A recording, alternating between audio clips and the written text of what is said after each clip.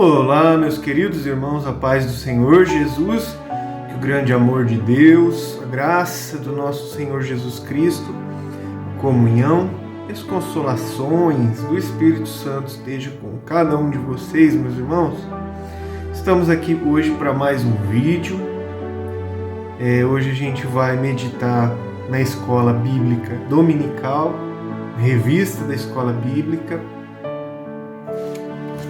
Estou um pouco emocionado aqui, meu olho está cheio de água, porque eu li o texto áureo antes aqui, até comentei com o Gustavo, meu filho. O texto base aqui fala assim, para vocês lerem João 19:30, que a gente vai meditar na lição do julgamento de Jesus, quando ele foi julgado, foi morto na cruz, a ressurreição. Fala assim, e quando Jesus tomou o vinagre, disse: está consumado. Inclinando sua cabeça, entregou o Espírito. João 19:30. Jesus com sede na cruz, deram vinagre para o nosso mestre, o nosso Salvador, vinagre. Olha a humilhação que Jesus passou. No meu lugar, no seu lugar, que está aí do outro lado. Jesus sofreu nessa terra, humilhado, abandonado, traído, zombado, chicoteado. Deram vinagre para ele que ele estava com sede. Riram da cara de Jesus, enfiaram uma coroa de espinho na cabeça. Olha essa pele, nossa, tão fininha. Imagina aqueles espinhão enfiando. Nossa. Morreu numa cruz, crucificado. Não sei se foi no pulso, se foi na mão, prego passando aqui, a lança do lado, um pé sobre o outro pé, prego, e desceu sobre ele todos os pecados. Naquele momento foi tanta dor. Imagina o pecado de toda a humanidade, de todas as épocas, naquele momento, sobre Jesus. Quanta dor sofreu Jesus por nós. E nós, o que temos feito por Jesus? Será que temos orado, conversado com Jesus, lembrado dele, acordar, orar, antes de dormir, orar, durante o dia, conversar com ele, pedir a direção, ser grato, buscar obedecer o que ele falou, o que ele ensinou, o que ele mandou? Ele falou assim: aquele que me ama obedece os meus mandamentos. Mandamentos, ele mandou muitas coisas que o ser humano precisa fazer para herdar a vida eterna, para agradar ao Mestre. Amém? Vamos para a meditação de hoje, fazer uma breve oração e vamos para a lição de hoje, meus irmãos. Lição 12 do dia 22 de junho de 2025. Está finalizando essa revista. Vamos lá. Senhor nosso Deus, nosso Pai que estás no céu, nós te louvamos, te agradecemos, meu Deus, porque o Senhor é bom e a sua misericórdia, a tua graça é infinita. O Senhor tem nos cuidado, protegido-nos. O Senhor tem nos livrado do mal. O Senhor tem se apresentado a nós de várias maneiras, Pai, para que a gente alcance a salvação, a vida eterna e não a condenação eterna. O Senhor já nos revelou o seu Filho, a tua palavra através do teu Filho. E nós somos gratos a ti, meu Deus, por tudo que o Senhor tem nos dado, pelo seu amor, mesmo a gente não merecendo. Obrigado, meu Deus. Queremos te agradecer hoje pelo alimento, o pão de cada dia, o trabalho, a saúde, proteção e pela oportunidade de salvação. Obrigado por ter nos dado o seu melhor, próprio Filho. Meu Deus, obrigado. Senhor Jesus, obrigado por ter se entregado por nós naquela cruz, Jesus. Perdoa meus pecados, minhas falhas, minhas fraquezas. Em nome de Jesus, Pai. Em nome de Jesus. Pai, abençoa essa pessoa que está ouvindo essa oração. Livra do mal, liberta. Liberta, Senhor, dos vícios, dos espíritos malignos, de toda a hoste, potestade maligna do mal. Livra-nos, Senhor. Abençoa essa pessoa, salva, converte em nome de Jesus, Pai. Em nome de Jesus, abençoa minha família, meus amigos, meus clientes, os irmãos da igreja, Senhor. Os teus filhos, abençoa o teu povo. Oro pela paz de Israel. Que o Senhor possa abençoar aquela nação, livrar ela do mal. Traga paz, Senhor, sobre Israel. Ajuda as pessoas que estão na guerra, Pai, em nome de Jesus. Tantas pessoas inocentes sofrendo por causa da ganância e da maldade do homem, Pai. Abençoa, guarda, Senhor, os inocentes. Abençoa a humanidade. Abençoa o nosso país. Abençoa a nossa cidade. Abençoa, Pai, as pessoas que eu amo. Senhor, em nome de Jesus. Espírito Santo de Deus, fica conosco agora nesse momento. E nos ensina a Tua palavra. Limpa-nos. Limpa o nosso coração, nossa mente. Ajuda, Senhor, a nós enxergar o mal e nos desviar dos caminhos do mal. Em nome de Jesus eu te peço, fica conosco. Em nome do Pai, do Filho e do Espírito Santo. Amém e glórias a Deus. Vamos à meditação de hoje, meus irmãos. Lição número 12 do dia 26 de junho de 2025. Do julgamento à ressurreição de Jesus. Texto áureo. E quando Jesus tomou o vinagre, disse: está consumado. E inclinando a cabeça, entregou o Espírito. João 19:30. Verdade prática. Na cruz, Jesus triunfou sobre o pecado. Na ressurreição, conquistou vitória sobre a morte. Vamos para a leitura bíblica em classe, que se encontra no Evangelho de João, capítulo 19, versículos 17 e 18, também João 28, 30 e João 20, versículos 6 ao 10. Diz assim a palavra do Senhor. E levando ele as costas, a cruz. Abri a janela aqui, meus irmãos, porque eu não estava enxergando a leitura. Vamos lá. E levando ele as costas, a sua cruz, saiu para o lugar chamado Calvário, que em hebraico se chama Gólgota, onde o crucificaram, e com ele outros dois, um de cada lado, e Jesus no meio. Depois, sabendo Jesus que já todas as coisas estavam terminadas, para que a Escritura se cumprisse, disse: tenho sede. Estava ali, pois, um vaso cheio de vinagre, e encheram de vinagre uma esponja, e pondo-a num isopo, lhe chegaram à boca. E quando Jesus tomou o vinagre, disse: está consumado. E, inclinando a cabeça, entregou o Espírito. João 20. Chegou, pois, Simão Pedro, que o seguia, e entrou no sepulcro e viu no chão os lençóis, e que o lençol que tinha estado sobre a sua cabeça não estava com os lençóis, mas enrolado num lugar à parte. Então entrou também o outro discípulo, que chegara primeiro ao sepulcro, e viu e creu, porque ainda não sabiam a Escritura, que diz que era necessário que ressuscitasse dos mortos. Tornaram, pois, os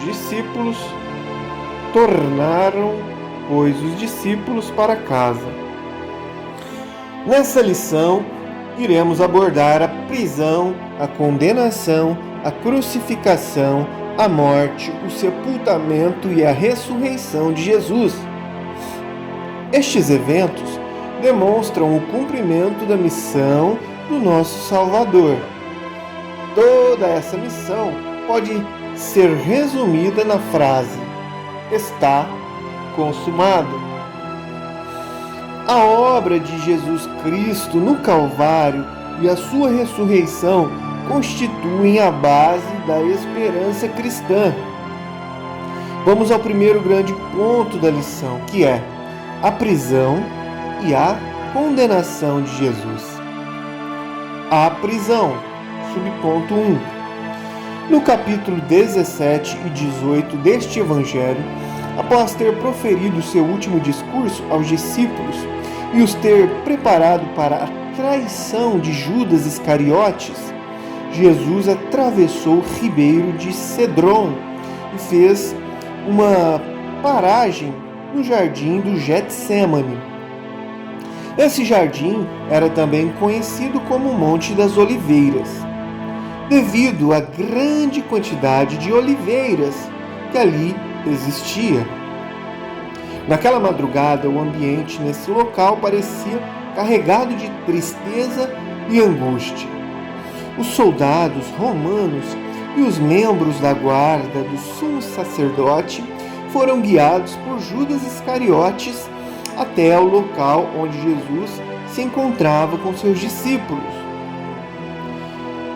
Tendo concordado com a traição em troca de 30 moedas de prata, o traidor identificou Jesus com um beijo traiçoeiro e indicando aos soldados romanos que ele era, levando a sua prisão e conduzindo-o até Anás, o sumo sacerdote, para ser interrogado. Em seguida, depois de ter sido agredido, o nosso Senhor foi levado perante o governador Pilatos, como diz João 18, 28 e João 19 e 6. Vamos para o subponto número 2, o interrogatório. De início, Pilatos questiona a acusação feita pelos judeus. Jesus fora detido durante a madrugada e, ao amanhecer, depois de ter passado pela casa de Caifás, o sumo sacerdote, os judeus proferiram que a condenação viesse do governador Pilatos. Assim levaram Jesus até ele, apesar de este preferir que fossem os próprios judeus a julgar Jesus conforme as leis judaicas, como diz João 18, 28. Por sua vez, Pilatos, na tentativa de aliviar a pressão política dos judeus, cedeu à hostilidade deles e decidiu colocar Jesus ao lado de Barrabás. João 18, 38. Esse último era um criminoso notório e escolheram libertá-lo em vez de desistirem da crucificação de Jesus. O ódio religioso do povo era tão intenso que eles não conseguiam ver nada que pudesse impedir a condenação de Jesus. Terceiro subponto: a condenação. Pilatos mandou que Jesus fosse açoitado e, posteriormente, os soldados romanos, para o humilhá-lo ainda mais, colocaram sobre a sua cabeça uma coroa de espinhos afiados, provocando-lhe ferimentos e fazendo o sangue escorrer pelo seu rosto. Essa era uma maneira de escarnecer da sua suposta realeza.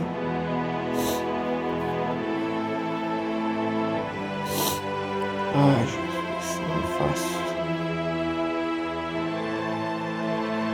Perdoa-nos, Senhor. Perdoa-nos, Senhor. O Senhor sofreu tanto por nós, Jesus. Misericórdia.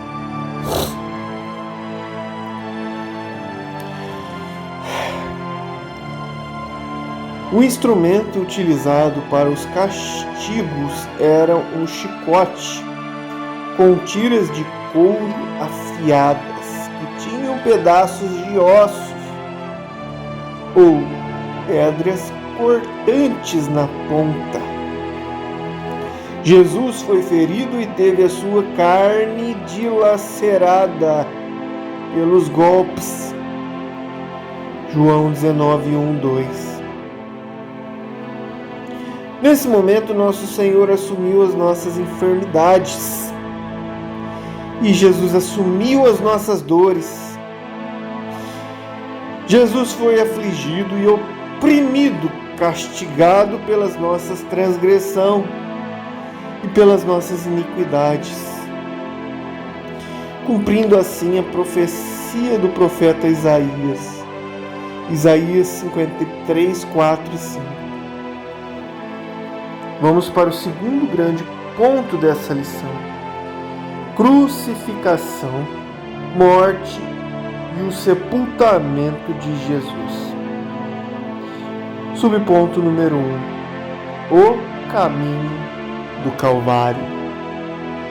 Após a tentativa de Pilatos evitar a crucificação e libertar Jesus, não conseguiu impedir o castigo mais severo. Finalmente, no versículo 16, lê-se assim, abre aspas: então entregou-lhe para que fosse crucificado, fecha aspas. João 19:16. Sob os açoites dos soldados, Jesus carregava sua cruz até chegar ao Gólgota, local conhecido como lugar da caveira, devido à forma que o monte apresentava. Em João 19:18, menciona-se que o Gólgota era um lugar público onde as pessoas podiam testemunhar o horrível drama ao qual os soldados romanos submetiam os condenados. Nos evangelhos sinóticos, que são Mateus, Marcos e Lucas, foram registrados detalhes sobre os eventos durante a crucificação do Senhor. Ao lado de Jesus, à sua esquerda e à sua direita, estavam dois outros homens acusados como criminosos. Lucas 23:40, sendo que Lucas narra o arrependimento de um deles, enquanto o outro zombava de Jesus. É curioso notar que o próprio profeta Isaías também mencionou isso anteriormente, no capítulo 53, afirmando que ele foi contado com os transgressores. Vamos para o subponto número 2. A missão foi encerrada. Como homem, Jesus experimentou a sede, que foi a sua última necessidade humana antes de morrer na cruz. A sua sede física foi momentânea e aliviada por uma esponja que não continha água não, mas vinagre, oferecido pelos soldados romanos. Ao pedir água para saciar a sua sede, o nosso Senhor tinha plena consciência de que a Escritura estava se cumprindo e que aquele momento final como homem se aproximava. Assim, ciente de que sua missão na terra estava completada, não hesitou em proclamar a vitória do plano divino ao afirmar: está consumado. João 19:30. A obra de Jesus estava concluída. O seu grito não era de derrota, mas sim uma declaração da realização de uma tarefa confiada pelo Pai. Terceiro subponto: o sepultamento. No versículo 38 aparece um homem que admirava Jesus e era um discípulo discreto e reservado, chamado José de Arimateia. Ele fazia parte do Sinédrio, como diz Marcos 15:43, e ele era uma pessoa abastada, como diz Mateus 27:57. Abastada, creio eu, que é que tinha dinheiro, né? Poderia ser rico. Devido ao temor que tinha dos judeus, mantinha-se afastado dos discípulos, mas conseguiu vencer esse medo ao reunir coragem para se dirigir a Pilatos e solicitar o corpo de Jesus para o sepultamento. João 19:42. A informação contida no texto sugere que o túmulo onde Jesus foi sepultado não ficava longe do Monte do Calvário. Vamos agora ao terceiro grande ponto da lição e último: a ressurreição de Jesus. Tópico número 1: o túmulo vazio. Na manhã do primeiro dia da semana, no domingo, ocorreu um terremoto na área do sepulcro e um anjo de Deus deslocou a pedra, sentando-se sobre ela, como diz Mateus 28:2. Foi nesse instante que Jesus ressuscitou do lugar onde o seu corpo se encontrava. O túmulo ficou vazio, servindo como uma evidência clara da ressurreição de Jesus dentre os mortos. No Evangelho de João é relatado que, após o sábado judaico, Maria Madalena dirigiu-se ao sepulcro. João 20:1. Acompanhada por Maria, mãe de Tiago, e Salomé. Marcos 16, do 1 ao 3, com a intenção de ungir o corpo de Jesus. Ao chegarem lá, a pedra já tinha sido retirada, Marcos 16:4, e ao entrarem no sepulcro escavado na rocha, não encontraram o corpo de Jesus. O túmulo estava vazio. Tópico número 2: a ressurreição como base da fé cristã. Em sua abordagem sobre a importância da ressurreição, o apóstolo Paulo dirigiu-se aos coríntios, afirmando que Cristo ressuscitou dos mortos. Que se essa afirmação não fosse verdadeira, a nossa fé e a nossa mensagem seria inútil. 1 Coríntios 15:12. Existem pelo menos duas razões para crermos na ressurreição do Senhor Jesus.